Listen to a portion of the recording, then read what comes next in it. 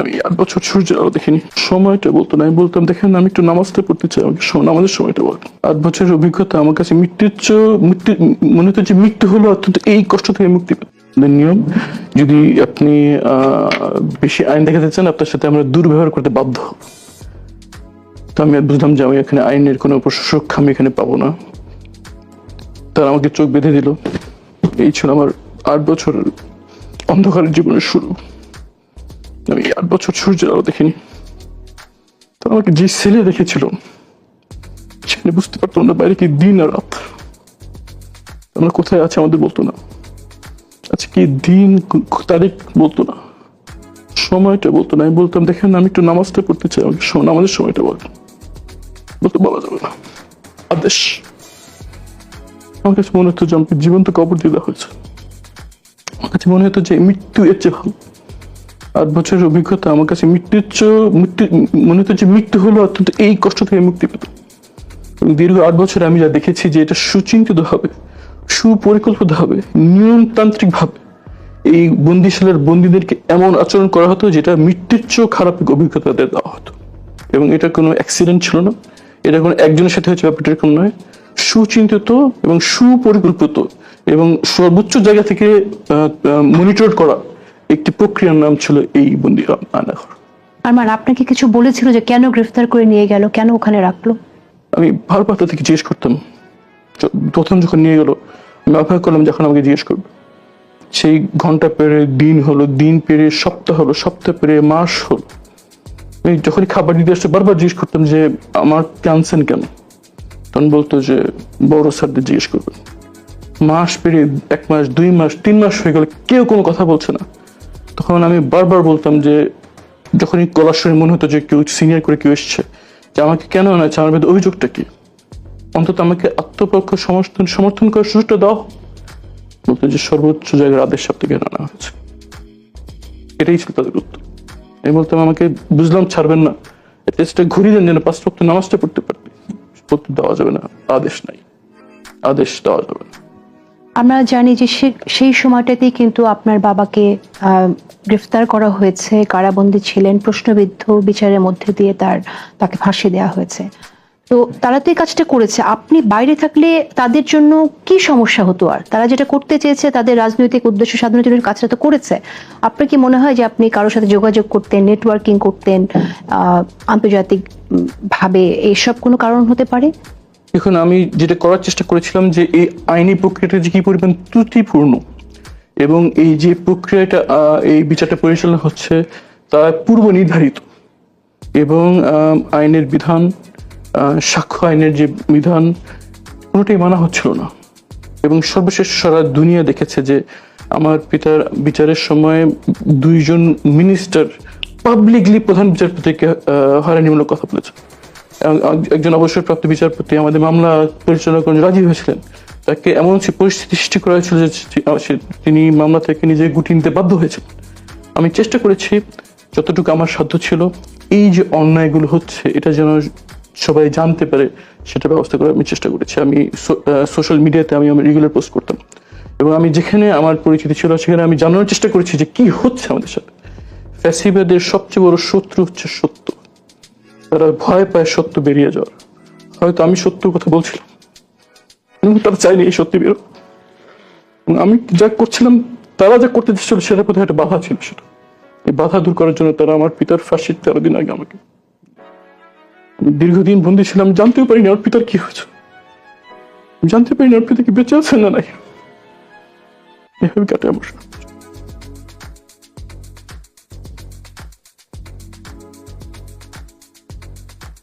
আপনার অভিজ্ঞতা জানতে চাই যে আপনি যখন গেলেন গতকাল আয়নাঘর পরিদর্শনে, আপনার কি মনে হলো? মানে আপনি যখন আবার দেখতে গেলেন তখন আপনার মধ্যে প্রতিক্রিয়াটা কি হয়েছিল একটা? আর দ্বিতীয় কথা হচ্ছে যে আমরা শুনেছি যে 5 তারিখের পরেই আয়নাঘরের অনেক আলামত, অনেক চিহ্ন মুছে ফেলা হয়েছে। আপনার কি তাই মনে হয়েছে কিনা?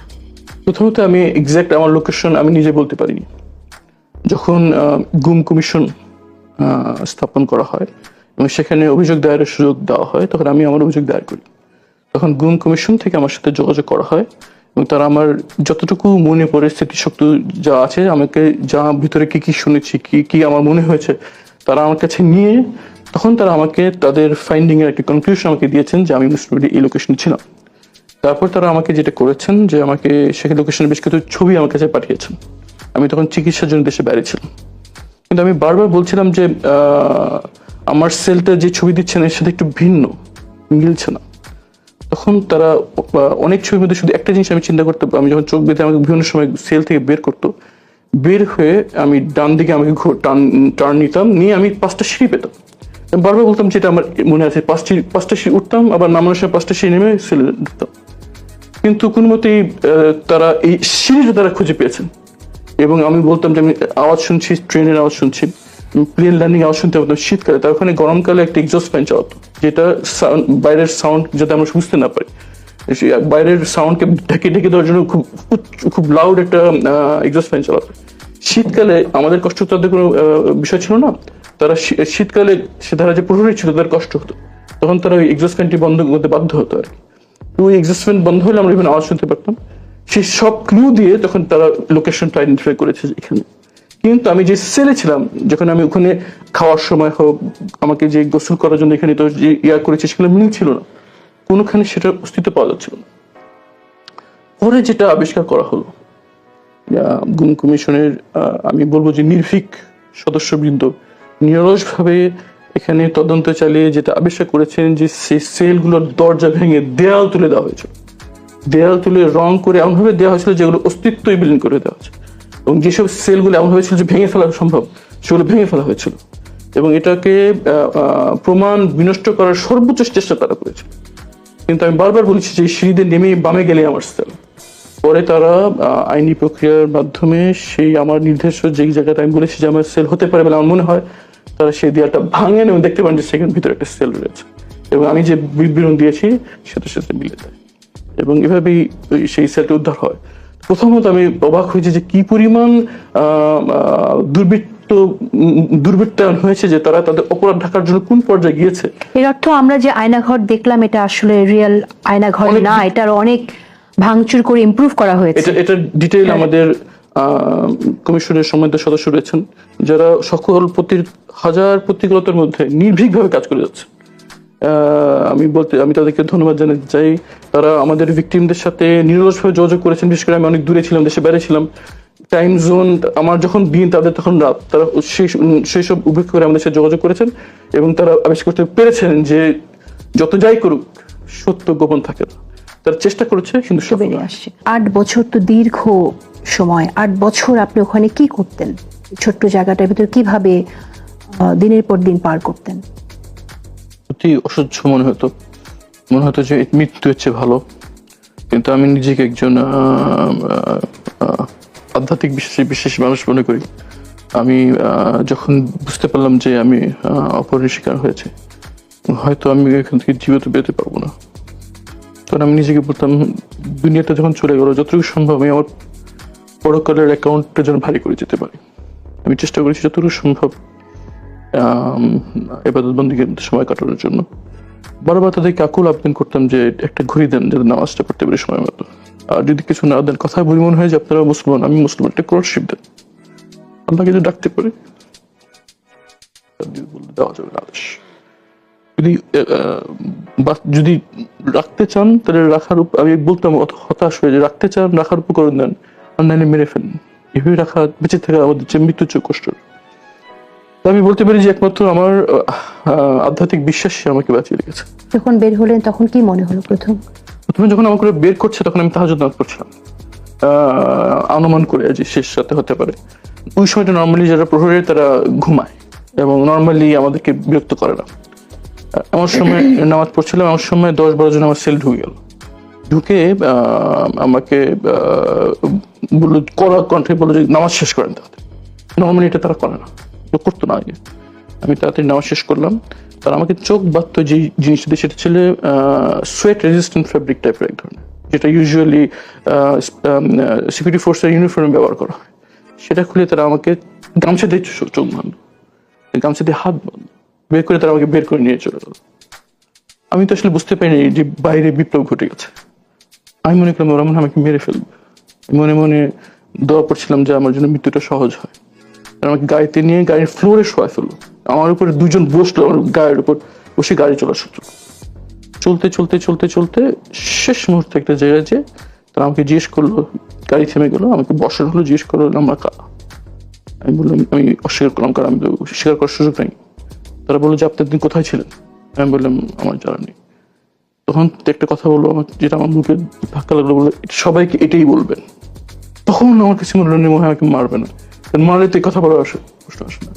আমি একটা ধাক্কা খেলাম, আমি পড়ে গেলাম, গাড়ি চলে গেল। তখন আমি মনে হচ্ছিল যে এখন একটা গুলির আওয়াজ শুনবো সব শেষ হয়ে গেল। মানে সূরা ইয়াসিন পড়ছিলাম, সূরা ইয়াসিন পড়লে মৃত্যু সহজ হয়, মৃত্যুর জন্য ওয়েট করছিলাম, কিন্তু দেখলাম যে কিছু আওয়াজ নাই, কিছু নাই, ঝিঝি পোকার আওয়াজ শুনতে পাচ্ছি। তখন অনেকক্ষণ পর অনেক সাহস করে একটু হাতটা দিয়ে চোখটা করার চেষ্টা করলাম, দেখলাম যে এমনভাবে পড়েছে আমি খুলে ফেলতে পারলাম। খুলে দেখলাম যে আমি একটা অন্ধকার প্রান্তে দাঁড়িয়ে আছি, পিছনে জঙ্গল আর সামনে অন্ধকার। আর আমি যেটা পরে আপনার ডাক্তার বলেছিল, আমার অপুষ্টির কারণে আমার 2 চোখে ছানি পড়ে গিয়েছিল, আমি সব ঘোলা দেখছিলাম। দূরে একটি অল্প আলো টিম টিম করে জ্বলছে, আমি দেখতে পাচ্ছিলাম। আমি আলোর দিকে হাঁটা শুরু করলাম। হেঁটে যে অনেক দূর হাঁটার পর কাছে যে দেখলাম এটা একটা কনস্ট্রাকশন সাইট। ওখানে একটা সাইনবোর্ড লেখা, সেখানে লেখা দিয়াবাড়ি উত্তরা। এই আমি বুঝতে পারলাম আমি এখানে আছি। আমি কিন্তু তখনও আমি জানতে পারিনি যে আমি বাইরে বিপ্লব ঘটে গেছে। আমি তখন বলতে পারছিলাম না আমার পরিচয় কি। আমি অনেক বললাম যে আমার ফোন টোন সব চুরি হয়ে গেছে, আমার বাসায় মিরপুর, আমি কিভাবে যাবো। তোমরা ওদিক যান, যেতে থাকেন। তখনই যে আমি একটা মসজিদে যাই, তখন ফজর আজান হয়ে কাছাকাছি। ওদিকে যে থাকতে থাকতে আমি ওই যে একটা জায়গা আছে এখানে রাস্তার খালি প্লট, ওই জায়গাটা পেয়ে গেলাম, ওটা পরিচিত। তারপর হাঁটতে থাকি, তখন কিছুক্ষণ পর আমি দেখলাম যে একটা বড় জায়গায় সাইনে লেখা মেট্রো রেল স্টেশন। আমি জানতাম না যে হয়ে গেছে মেট্রো রেল। এবং তখন ফজর আজান হয়, আমি সবজি বিক্রেতা হেঁটে যাচ্ছে, তাদেরকে আমি জিজ্ঞেস করলাম যে আজানটা কোন দিকে। তারা মসজিদ দেখে গেল। আমি মসজিদে যেয়ে দেখলাম যে 15 নম্বর সেক্টর জাল মসজিদ। সেখানে নামাজ পড়লাম, মনে মনে খুব বিরাট করছে, কারণ আমি তো জানি যে এখন স্বৈরশাসক চলছে। আমার পরিচয় দিলে আমার কোন বিপদ আসবে, ভয় আমি পরিচয় দিতে পারছিলাম না। আমার ফোন নাম্বার দীর্ঘদিন মনে নাই কিছু আমার। তো আমি অনেক নামাজ পড়ে অনেক সাহস নিয়ে ইমাম সাহেবের সাথে গেলাম। উত্তরা যেহেতু বুঝতে পেরেছি, উত্তরা একটি অলাভজনক একটি প্রতিষ্ঠান, একটি হাসপাতাল ছিল, যেটা আমার পিতা প্রতিষ্ঠান করে প্রতিষ্ঠা করে দিয়ে গেছেন। আমার অনেক মানে আল্লাহ মানে আমার ইয়ে হলো যে উঠে গেলে হয়তো লোকজন আমাকে চিনতে পারবে। আমি ইমাম সাহেবকে যে বললাম যে ভাই আমি তো সব চিন্তা হয়ে গেছে, উত্তরায় একটু হাসপাতালটার পাশে আমার আত্মীয় থাকে, আমাকে নিয়ে যাবে নাকি। তো উনি আমাকে হাসপাতালে নিয়ে গেলেন। হাসপাতালের লোকজন, আমি একটু ময়লা লুঙ্গি পরা ছিলাম, ছেঁড়া গেঞ্জি গায়ে ছিল, গায়ে গামছা যেটা দিয়ে চোখ বেচুরে গায়ে পড়া ছিল, তারা আমাকে ঢুকতে দিচ্ছে না। বলছে যে কি দরকার, বলে একটু কথা বলা দরকার, বড় স্যার কেউ আছে নাকি। বলে বড় স্যার তখন তো ভোরের সময়, বলছে 9টার দিকে আসবে, দূরে যান। আমাকে দূরে সরাই দিল। তো আমি রাস্তায় বসে থাকলাম, বসে বসে করছি। আস্তে আস্তে দেখলাম যে ক্লিনাররা আসলো, ডাক্তার আসলো, অনেক একজন স্যুট টাইপের একজন আসলো আর কি। তখন আমি দৌড়ে তার কাছে গেলাম। সে দেখলাম আমাকে লুঙ্গি পরে একটু দূরে আসছে দেখে সে তার মোবাইলটা তাতে পকেট হয়ে পড়ে, যাতে ভয় আশঙ্কা করতেছে কে, আমার চেহারা চিনতে পারেনি। কাছে গিয়ে আমি খুব দেখলাম যে আশা করছি একটু চিনে কিনা আমাকে, আমার তো চেহারা নষ্ট হয়ে গেছিল, কিন্তু সে চিনতে পারছে না। আমি তাকে বললাম যে ভাই খুব বিপদে পড়ে আপনার কাছে আসছি, একটু মোবাইলটা একটু ব্যবহার করা যাবে নাকি। সে খুব সন্দেহ থেকে তার কাছে আমার মোবাইল কেন। আমি বলি একটু বিপদে পড়ে এসেছি, একটু যদি দেখাতে সুযোগ দিত। সে তখন তো মোবাইলটা আমাকে দেয়, তখন আমি গুগল সার্চ করি আমার নাম, তখন আমার ওই ছবিটা উঠে আসে যে স্যুট টুট। তো আমি মোবাইলটা আমার মুখের কাছে নিয়ে দেখলাম, চিনতে পারছেন কিভাবে তোরা ভাইকে ফেরত পেয়েছি, দেশ স্বাধীন করে ভাইকে ফেরত পেয়েছে। দেশ স্বাধীন হয়েছে মানে এই বলে জানতে বললাম দেশ স্বাধীন হয়েছে। পরে আমি মনে আছে তার বাসায় তার অফিসে বসে ল্যাপটপে দেখলাম যে গুলি হচ্ছে, বাচ্চা ছেলে গুলির সামনে দাঁড়িয়ে আসছে, মারা ছেলেকে গুলি লাইনে পাঠিয়ে দিচ্ছে। এই তরুণ যাদের এইসব জেনজি, যাকে সবাই অত্যন্ত ছোটাছুটি করতো, যারা ট্যাব এবং গেমস নিয়ে পড়ে থাকে, প্রাইভেট ইউনিভার্সিটির ছাত্র যাদেরকে অন্য পাবলিক স্টুডেন্ট সাথে ফার্মের মুরগি বলে ডাকে, তারা গুলির বুক পেতে দিয়েছেন, যার জন্য আজকে আমরা দিনের আলো দেখছি। নাহলে হয়তো আমাদের ওখানে মৃত্যু হতো। তো এইভাবেই আমি মৃত্যু পরে পাই, এবং পরে আমি জানতে পারি যে আমি স্বাধীন হয়েছে, দেশ স্বাধীন হয়েছে। এবং তারা তখন আমার পরিবারের সাথে যোগাযোগ করে। যখন হাসপাতাল থেকে ফোন যায় পরিবারের কাছে, সবাই ভয় পেয়ে গেল। তারা ফোনে বলতে সাহস পাচ্ছিল না, বলছে আপনার এদিকে আসেন, হাসপাতালে আসেন। তখন আমার পরিবার সদস্য ভয় পেলো যে কিছু খারাপ পেল কিনা, হাসপাতালে নর্মালি লাশ যায়। তখন তারা বললো একটু ছবি পাঠান, তখন তারা আমার মোবাইল আমার মায়ের মোবাইল আপনার ছবি পাঠান। আমার মা সব যত বলে যে তার ছেলে বাঁচাচ্ছে, আমি আমাকে অ্যাম্বুলেন্স করে বাসা পাঠানো, মাকে জড়িয়ে ধরে আমি ফ্যামিলির কাছে ফিরে যাই। তার মানে আপনার বাচ্চা তো আপনাকে 8 বছর দেখেনি, পারিবারিক জীবনে আপনার এখন বড় মেয়ের সামনে থেকে আমাকে টেনে হেঁচে নিয়ে যাও, বুঝতে পারিনি যে আমাকে অপহরণ করে নিয়ে যাচ্ছে। ও দেখছি আমি খালি পায়ে চলে যাচ্ছি, আমার মেয়েটা আমার জুতো আমার পিছু পিছু জুতোটা ছিল, বাবা তুমি খালি পেয়ে যাচ্ছ, খালি পেয়ে যাচ্ছ। আমার বাচ্চারা ট্রমাটাইজড। আমার অপহরণের পর আমার পরিবার সবসময় চেষ্টা করেছে আমার বিষয় নিয়ে কথা বলার জন্য, দুনিয়া দেশে এবং দেশের বাইরে। এর ফলে নিয়মিতভাবে আমার পরিবারকে হয়রানি করা হয়েছে। এই পরিমাণ হয়রানি তাদেরকে করা হয়েছে যে যখন পুলিশ তাদের বাসায় আসতো, আশেপাশে প্রতিবেশীরা মনে করতো মনে কোনো সন্ত্রাসী হামলা হয়েছে, সেখানে পুলিশ হয়েছে।